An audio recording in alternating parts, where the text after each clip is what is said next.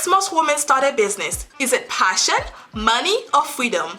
Welcome to Female Founders, the podcast that takes you behind the scene with women who are founders and CEOs to help you start and scale a successful business of your own. I am your host, Nagelia de Ravin.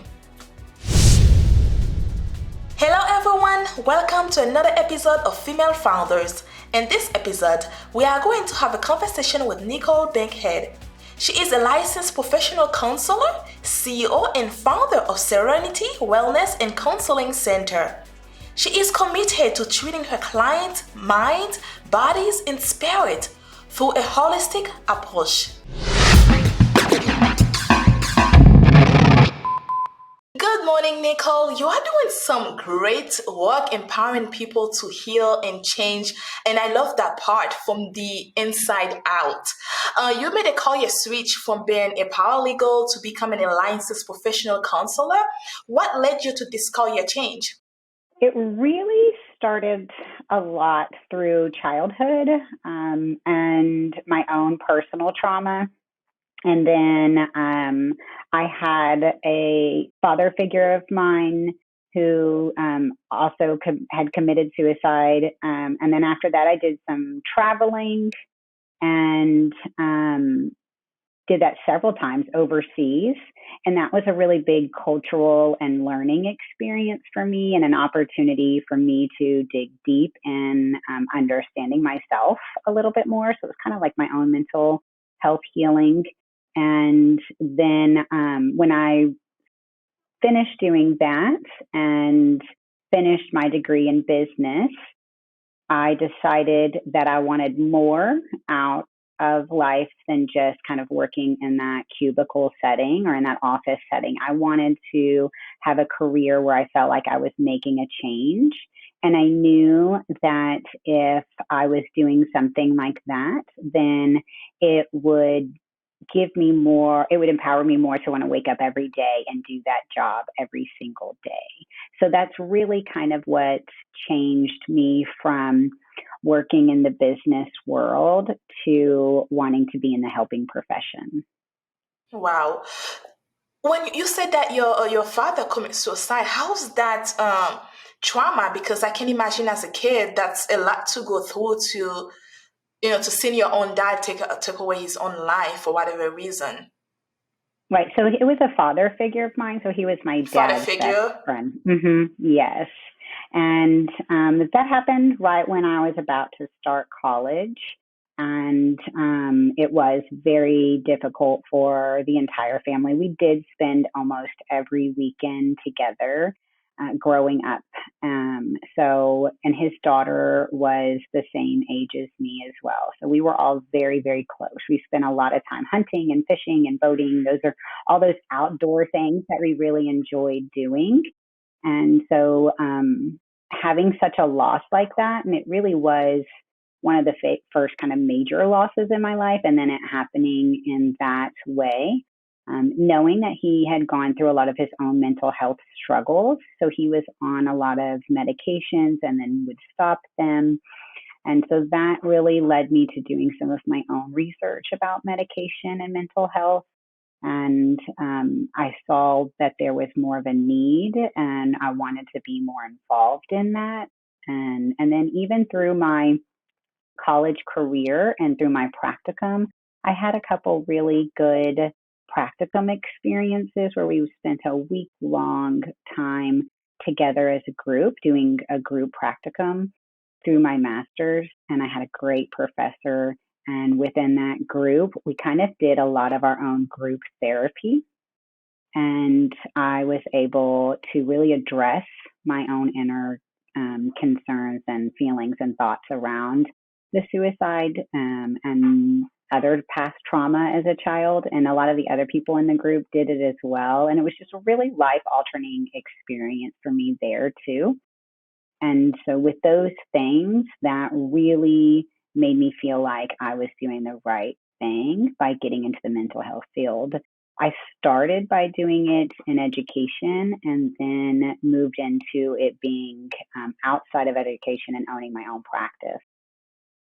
All I can say is congratulations, because everything you went through being starting college and then all this trauma, and then for you to actually turn your life around and say, no, this is not the path I want to take. I'm going to take this path instead because I couldn't help him, but I can help others so that doesn't happen to someone else. Kudos to you, because not everyone had that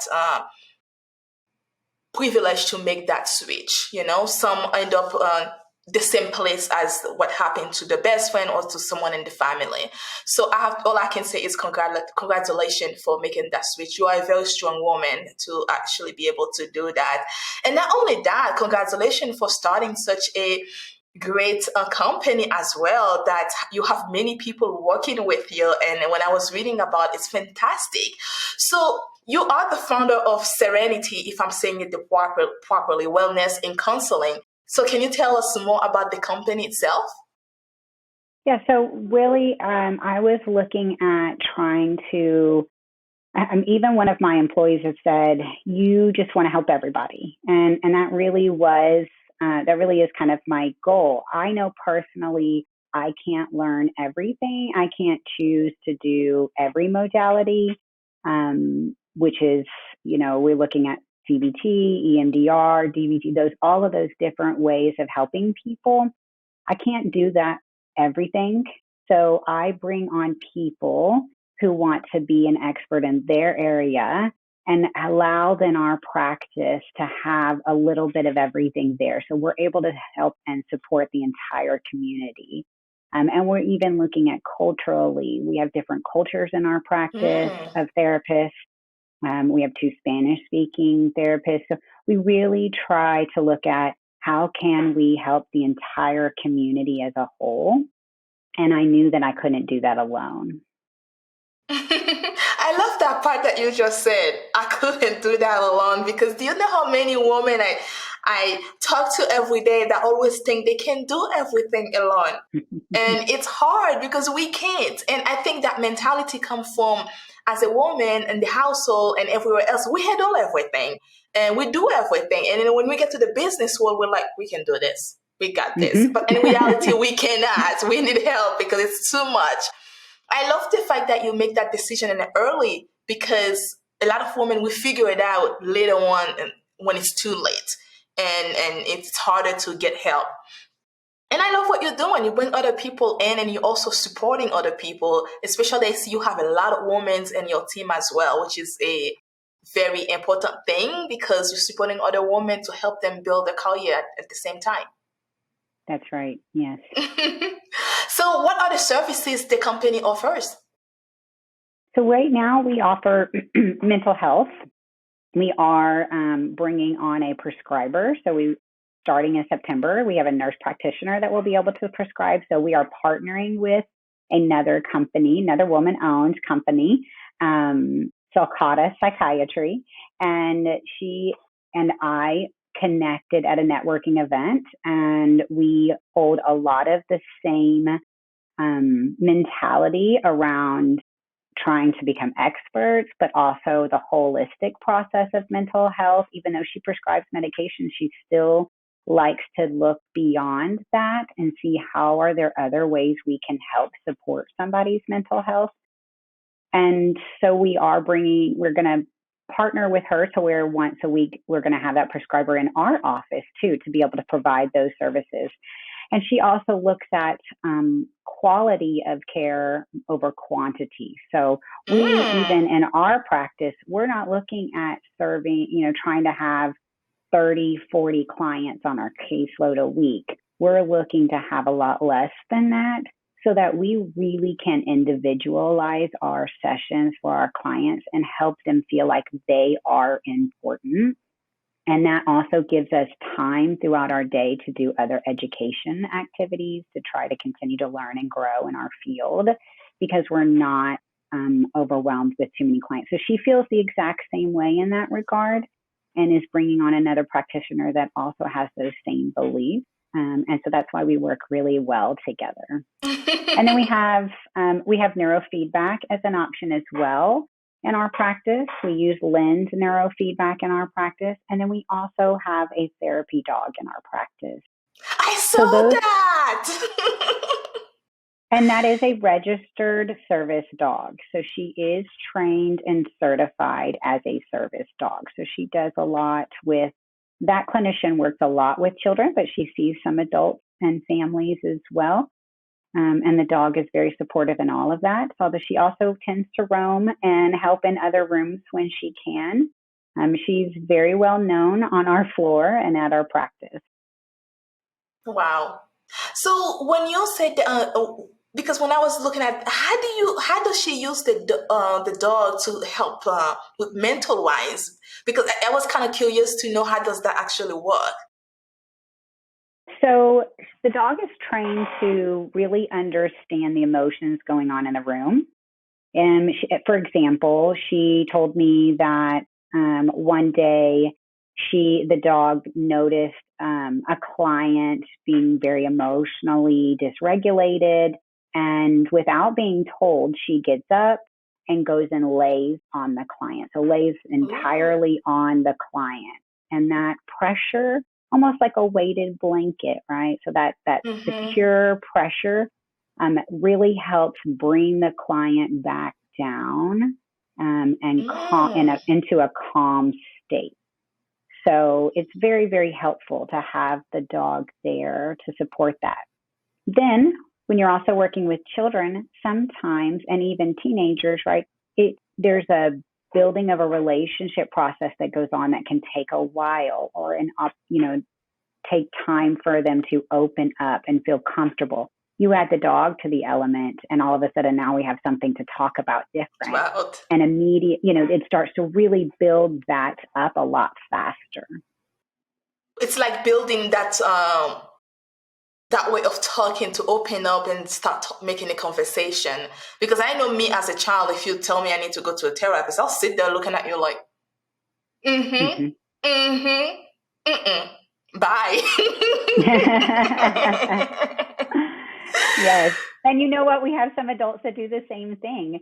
But and I'm the one who takes in every of the calls that come in first. So I listen to every call. I give them as much time as I can, and then when I try to really match them with a therapist that's going to be the best fit for them.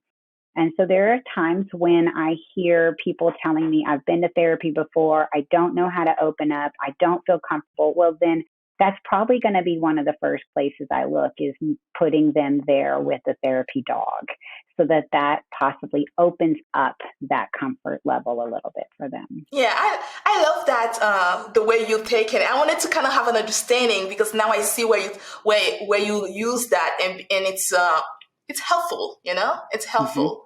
Because some of us, we deal with a lot of issues. Why would I talk to a stranger about it? Yeah. Sorry about it. It was a mistake. Bye. I'm gone.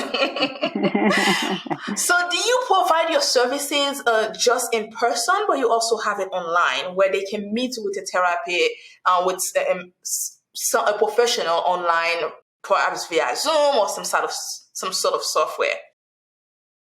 So we meet in person, but we also have several therapists that are willing to do online. It sometimes is a therapist preference. Just most of our therapists will do online, but some of them prefer to be in person. Everybody has a few clients that they're seeing online, and so we do offer that as an option.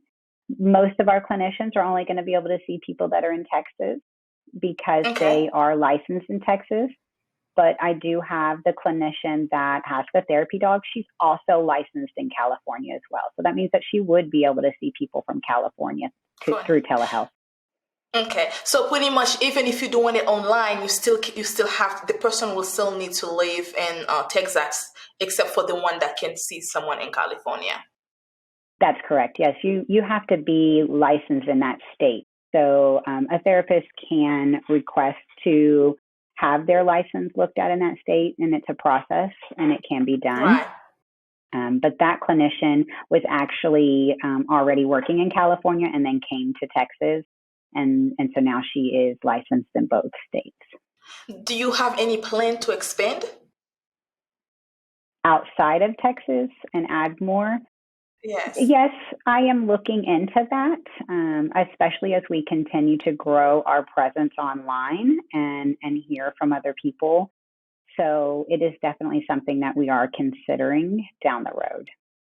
I think it would be a great thing to do, because what you are doing is it's not just something you went to school and study and say, hey, I'm just going to do this. It's something that's come from an experience. It's a lot more than that. So, and you have a lot more to give to people because you can understand them.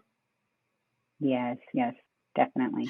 And if I can't do it, then I bring on good people that can. And exactly. Everybody that's in our office is amazing and has their own expertise in what they do, and they work really well with their clientele. And that's just something that I do when we bring them on board. Is we talk about in the interview, we talk about, okay, where are you wanting to go? What are your goals? And then I am happy to help you get there. Exactly. And I think even from the beginning of the interview, you also talk about that a little bit. You get to connect with them. There's a connection between you and them before you even bring them to work within the company. And also, I don't think you will bring someone to work in your company if you didn't trust that person, believe that that person can deliver the same way you can deliver. So that's how I feel. Yeah, and we do a lot of collaboration together as a team too, so that everybody understands what each person does in our practice, and we refer to each other a lot. So I have a licensed marriage family counselor, so she does a lot of the marriage and family counseling. And so us as individual therapists, we will then refer to her. And so we meet once a month. We do quarterly team building activities so that we get to know each other even more. And that really does also help us with our self-care, and then also helps us help our clients, because sometimes we're not the right fit, and then we can have them work with somebody who is. Yes, I like that process. So, what approaches do you adopt to guide your clients through therapeutic process? Like when you're doing when you're meeting your clients. I know that you say for the first time. You kind of try to understand them, where they are, and then see if you can match them. But when they get with that therapy, what exactly happened? What is the process of that to actually get them from 0 to 10 or wherever where they want to be in life? Mm-hmm. We do a lot of psychoeducation in our sessions, all of us, and we utilize some form of a modality in some way. So all of our clinicians do their own research, determine which modality they really resonate more with, whether it's cognitive behavior therapy or eye movement desensitization reprocessing therapy, dialectical therapy, mindfulness. There's so many out there. And so our clinicians come to me then and say, okay, this is the modality I feel like I resonate with. We find them the right trainings. They become experts or even get certified in that modality. And then they use that in their session, so that our clients are not just there for talk therapy. That is one of our big values there, is that we are beyond talk therapy, and that we are there to help them, educate them, and then give them skills that they can use. We build a relationship enough with them that they feel empowered to do the things that they're learning in their sessions outside of their sessions. And that helps them feel better faster. The more work they can put into their mental health outside of their session, the faster they're going to feel better. So, one thing in your mantra, healing from the inside out. So, can you leverage in that for me a little bit? Yeah, so that we're looking at healing the whole body, right? So it comes there's a lot to do with core beliefs, digging deeper into understanding where the client's coming from, and then using our expertise to help with that. And then also a team of individuals that can work beyond just that mental health factor of therapy. So whether it's neurofeedback, whether it's working with a functional medicine doctor, we have some referrals for that, whether it's talking about when's the last time you had your vitamins and your hormones checked, and then we will refer out to some of the experts we know in that area. looking at diet nutrition. So we have a dietitian that's on staff with us Ooh. as well. And so they can look at that and see how is that affecting their mental health. So we really are looking at the whole mind and body approach so that you're not just thinking that healing only comes from one place. So it's not like you going to see a wellness and health coach that just tell you, well, go eat this, do this, and you're done. This is something a lot more than that. It's like there is a problem. We're going to look at every single aspect of that problem and we're going to work on it and get that fixed. That's right. Yep. We want to dive deeper to really understand where the root of that problem is. And so if we go beyond just talk therapy, that will help them really dig deeper into the root. Sometimes the mental health, the anxiety, and the depression is coming from a lack of vitamins in our system. Sometimes our hormones are off. Sometimes our gut is off in some way. And if we get those things taken care of, then through somebody else that's an expert in that area, so it could be somebody outside of our office, then they might start feeling better a whole lot faster. They might still have some skills to learn to help them with their mental health side of things. But if they work on some improving in these other areas, it's a lot easier to take in what we're learning in therapy so that we can use it outside of our sessions. Sometimes the cloud is so dark that we can come to therapy every single week and not much is changing because I just don't feel like doing anything outside of the therapy room. Maybe medicine is the thing that helps with that. Maybe a functional medicine doctor is what's helping with. Maybe your hormones are off and changing that. Maybe it's just your sleep or your nutrition. If we help heal any of those other areas, often the cloud is lifted just enough to where I can now take in the skills my therapist is teaching me and be more willing to practice them outside of my session. What a great method.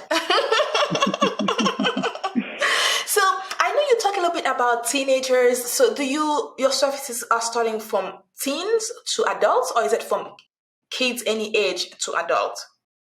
So the clinician that has the therapy dog, she will see as young as 4 years old. Wow. Yes. So we have clients that come in that young.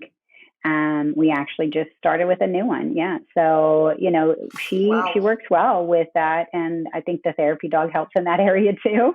But she does a lot of things in those sessions that involve, art and play and games and, other ways that can help a child. And then other ways that she can then learn from what's going on with that child. And then she brings the parents and has them get involved in the session. And then all the way up to, any age, really. Wow, that's awesome. I never really imagined a 4 years old will have a mental problem, but hey, it's possible. Huh. You can kind of see that sometimes in anxiety, like they might have anxiety. So maybe a child is chewing on their fingernails excessively to the point that they're bleeding or something to that effect, right? I see your point, yeah. And so then the parent calls with concerns that this is having maybe there's something else going on. Is this a normal child behavior or is there something that we should be concerned with? Maybe the parents just went through a divorce. Maybe there was a big move. So there's a number of factors that kind of maybe alert the parent that says, I wonder if I need to get some outside support on this or somebody's expertise on this. And it could turn out to be just about nothing, or it could be that clinician could really help that client or help the parents help that client with some tools and support. Wow. It's like you think of everything in your company. You're not leaving anything behind. It's like, I'm not leaving anyone behind at all. I start this to help people. I'm going to help everybody. Right? I know. Like I said in the beginning, that's kind of, where it started is that you just want to help everybody. So every call that comes through, I really consider, okay, how can we help this person? But then if that could tell me that I'm missing something. And so then the next person that I interview to bring on the team, I'm going to try to find somebody that's going to help with that missing element. Wow. I like that. So, what do you think are your key strengths that you use to optimize your counseling techniques? Collaboration as a team, right? And helping the client even know that we're there. We've got other options for them, that we will work with them on figuring this out and give them as many referrals as we can, as well as our education. So, and continuing that. And then that, I think, also gives a bit of a comfort level to our clients because they know you're coming into their session as trying to be an expert in that area and really truly helping them. So those are good strengths, as well as that trusting and comfortable environment, that safe environment that allows that learning to happen and allows that client to feel very comfortable in where they're at so that they're more likely to take in what's happening and what they're learning in their session and utilize it outside of their session. Yes, trust, collaboration, those are all great things that you actually, you need to build. Yeah. So, in the market right now with COVID-19, a lot changed. Health and wellness businesses they are booming now. Things are changing. People are realizing it's time for me to get more into the wellness, to the health. I need help to actually survive this virus. So how do you think your brand stand out among all of the competition? So I know I mentioned it earlier, but that quality over quantity, that's a big deal for us. The collaboration and team effort and really bringing on multiple different people within the practice. So not just licensed professional counselors, but also a prescriber, also somebody that does neurofeedback. We're looking in the future to add something like acupuncture and massage. So really giving the client, if they're already comfortable coming to us, well, then we're hopeful that they'd be comfortable to look at other avenues that can support their mental health. And so that's one thing that we think really helps us stand out, as well as that expertise, that really trying to stay current in the newest ways, the newest modalities. I have two that are now trained in EMDR alongside me. So making sure that we are providing people with something beyond just talk therapy. And I get a lot of calls like that where clients are saying, hey, I've worked with a therapist in the past. I don't want this to feel like I'm just sitting there talking to my best friend. I can do that for free. And so we are really helping them understand that, no, we're going to go beyond talk therapy. It holds a good importance there. You gain a lot of value from talk therapy, but I'm hearing clients want more. They want more than just that. And so that's what we are trying to do in our practice, is making sure that clients are getting that. They're getting more than just that talk therapy, whether that's referrals to other places or that's utilizing a modality within their sessions. All of our clinicians find something and then use that in their session. You know what? I agree with them, because even me, if I was a client, I wouldn't want more than talk. Because I can talk to my husband, I can talk to my families, I can talk to my friends. There's a lot. I can even go talk to a dog. They just sit there, listen to you, and give you a big kiss. So why do I need to compare and just someone listen to me and say nothing? So I think I kind of get the point, and I like where you're going with it as well, because we need more than just talk. We need actions. We need tools that can help us go home and use those tools to be able to create a better life for ourselves. Yeah, and if our clients feel like they can trust their therapist, then the therapist can hold them accountable to using those tools. And that happens a lot too, right? And so we can really work to help kind of push our clients just a little bit so that they do start to feel better faster. Mm-hmm. So, what do you think are the mistakes people make when it's come to leading a healthy lifestyle? You know, some of them come from us wanting to eliminate those bad habits in our lives. And we do that, but we don't replace them with good ones. And sometimes that's Huh. because we don't know what those good ones are. Sometimes that involves around even our thinking style. So we go, we work on avoiding or not listening or not hearing those negative thoughts, but we don't learn to replace them with something more rational, something more positive, something that we want to put out to the universe to allow those changes to occur in our mind. So I do think that that is one of the things that could be more useful, is trying to go from not just eliminating bad habits, but replacing them with good ones. And then I also wonder too if, we always think about the New Year's resolution, and I'm going to do and take care of Mm-hmm. my physical health, right? I'm going to go start working out. I'm going to change my eating habits. I'm going to change how much water I drink. But I wonder if we supported our mental health first, if then our Huh. physical health would last a little bit longer. Okay. Now you make me asking myself. It's such a crucial role, right, in us staying with our goals, And so if we have somebody working with us on our mental health, we might stick with those goals a little longer around everything else. And then the other big one is sleep and managing stress. Yeah, Those are two yes. really hard things right now that I think over time, that we forget about how important those two things are. And we do see that the lens neurofeedback really helps support both sleep and your stress levels.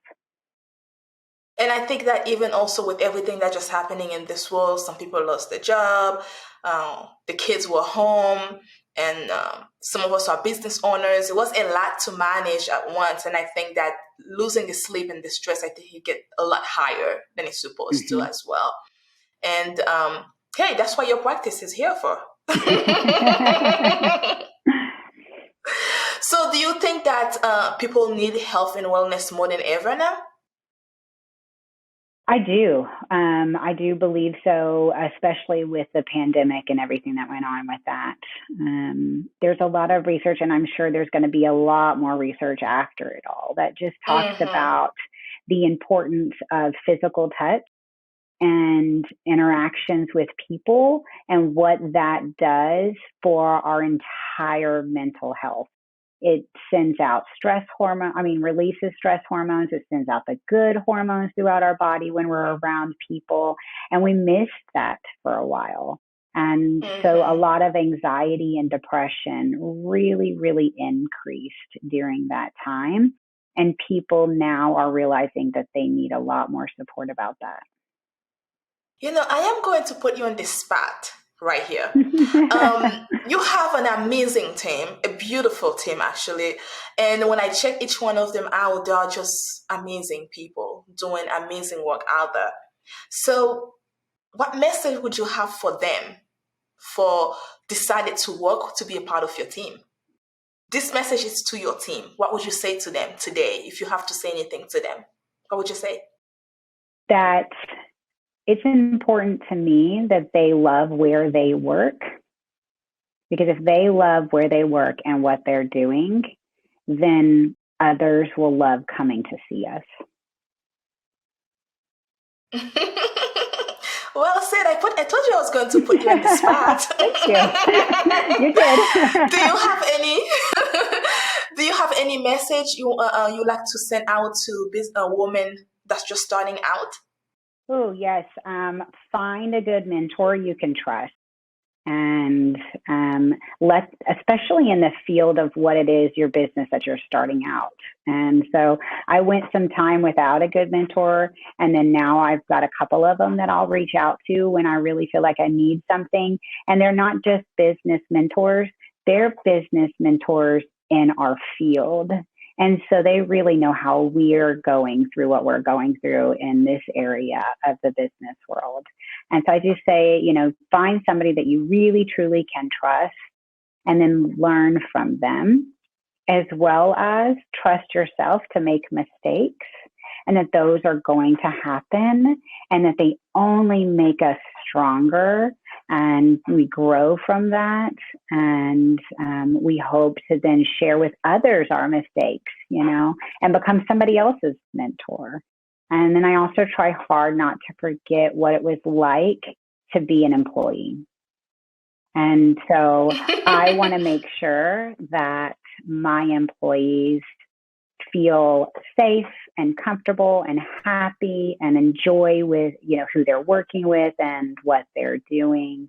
And so I try really hard when I make decisions as a business as a whole, or what we're doing or where we're going, or even how I talk to my employees and the team building activities that we do and things like that, to help them feel like I care about them and their success and their happiness.